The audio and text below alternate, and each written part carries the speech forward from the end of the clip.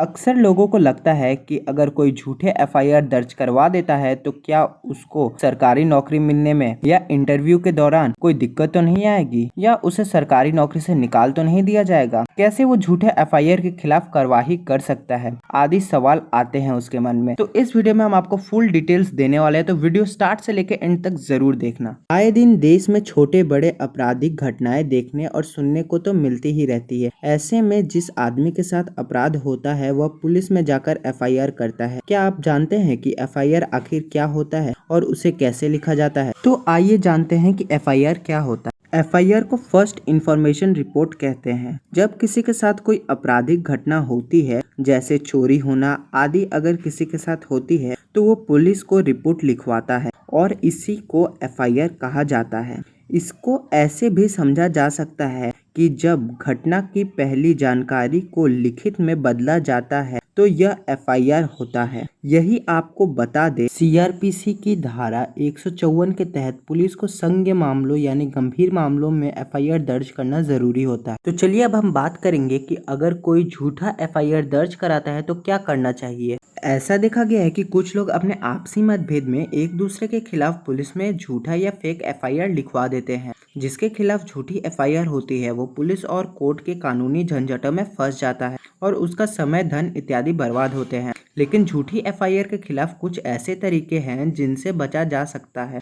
आइए इसके बारे में जानते हैं।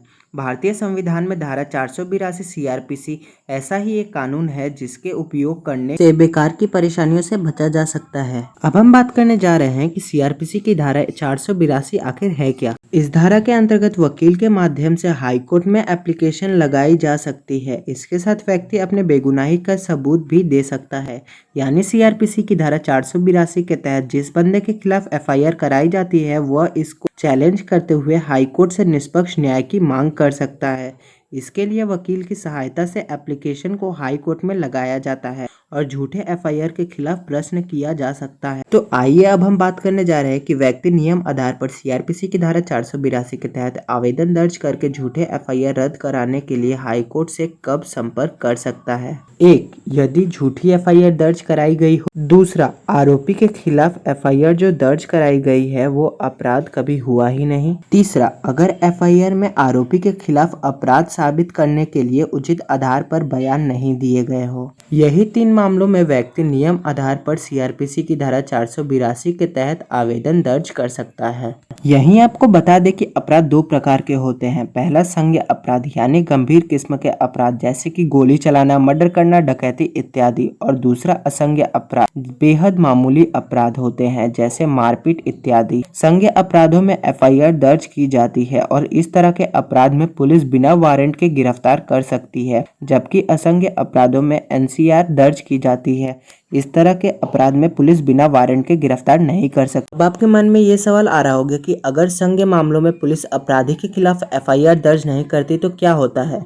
अगर पुलिस 154 धारा के तहत एफआईआर दर्ज नहीं करती है तो पीड़ित अपने एप्लीकेशन 154 के तहत वरिष्ठ पुलिस अधिकारी या एसएसपी को लिखित रूप में या पंजीकृत पोस्ट द्वारा जमा कर सकता है। यदि इसके बाद भी पीड़ित की एफआईआर पंजीकृत नहीं होती है तो वह धारा 156 के तहत मजिस्ट्रेट से संपर्क कर सकता है और फिर मजिस्ट्रेट पुलिस अधिकारी को एफआईआर दर्ज करने के निर्देश देता है। तो ऐसे में फिर अधिकारी को ऐसे पंजीकृत करना पड़ता है और इसका पंजीकरण शुरू करना होता है। झूठी एफआईआर अगर कोई दर्ज कर देता है तो ऐसे में सबसे पहले आपको बेल लेना चाहिए। या तो ऐसे में आप एंटीसिपेटरी बेल ली जा सकती है जिससे आप बच सकते हैं, या फिर रेगुलर बेल ले सकते हैं जो कि गिरफ्तार होने के बाद ही मिलती है। बेल लेने के बाद सबसे पहले वकील करना होता है और उसकी मदद से हाई कोर्ट में एक एप्लीकेशन लगानी होती है। सीआरपीसी की धारा 482 के तहत यदि एफआईआर किसी व्यक्ति के खिलाफ झूठी की गई है तो उसके पास बेगुनाही के कुछ सबूत तो होंगे ही। इन बेगुनाही के सबूतों को एप्लीकेशन के साथ लगाकर हाईकोर्ट में दिया जाता है। सबूत के तौर पर कुछ भी जैसे ऑडियो, वीडियो, फोटोग्राफ या लेटर वगैरह कुछ भी दे सकते हैं। जैसे कि अगर कोई आपके खिलाफ चोरी करने के जुर्म में झूठा एफआईआर कराता है तो आप सबूत के तौर पर ये लगा सकते हैं कि आप उस वक्त वहां नहीं थे और जिस जगह थे वहां का प्रमाण दिया जा सकता है। साथ ही वकील की मदद से भी एविडेंस या सबूत तैयार किया जा सकता है। यदि आपके पक्ष में कोई गवाह भी है तो उसका एप्लीकेशन में जिक्र जरूर करें। हाईकोर्ट में सीआरपीसी की धारा 482 के तहत जब एप्लीकेशन दी जाती है तो उसके बाद सुनवाई होती है, और अगर कोर्ट को लगता है कि आपने जो भी सबूत पेश किए हैं वो सही है और आपके सबूत आपकी बेगुनाही को साबित करते हैं तो कोर्ट उस एफआईआर को खारिज करने का आदेश दे देती है।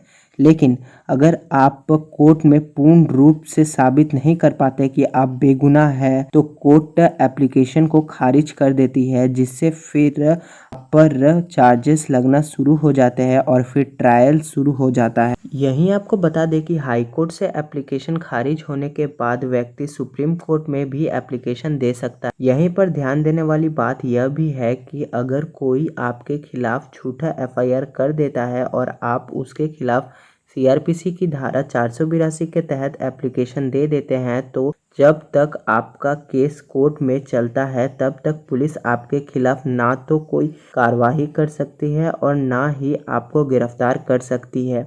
कोर्ट जांच अधिकारी को जांच के लिए जरूरी दिशा निर्देश भी दे सकती है। हाईकोर्ट जब आपके अनुसार जजमेंट दे देता है और आपकी बेगुनाही वहां साबित हो जाती है तो आप अगर चाहें तो उस व्यक्ति के खिलाफ जिसने आपके ऊपर एफआईआर किया था, आप उसके ऊपर मानहानि का केस कर सकते हैं, जिसमें आप मुआवजा ले सकते हैं या उसको सजा भी दिलवा सकते हैं, या फिर आईपीसी की धारा 211 के तहत आप उसके खिलाफ केस दर्ज कर सकते हैं, जिसमें उसको 2 साल तक की सजा या जुर्माना या दोनों हो सकता है।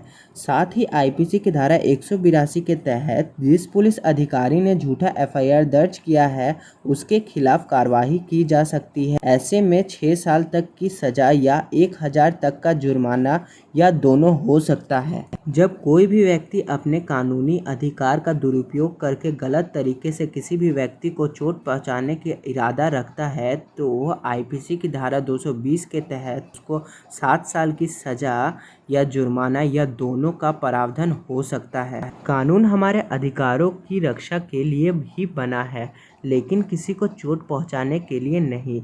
इसका दुरुपयोग नहीं किया जा सकता। आजकल ऐसे कई मामले देखने या सुनने को मिलते हैं जिसमें किसी आपसी रंजिश में व्यक्ति की प्रतिष्ठा को ठोस पहुंचाने के लिए झूठा एफआईआर दर्ज की जा। आमतौर पर दहेज इत्यादि के मामलों में ऐसा देखा गया है कि भले ही कानून की तहत व्यक्ति निर्दोष साबित हो गया हो, लेकिन समाज में उसको निंदा की दृष्टि से ही देखा जाता है।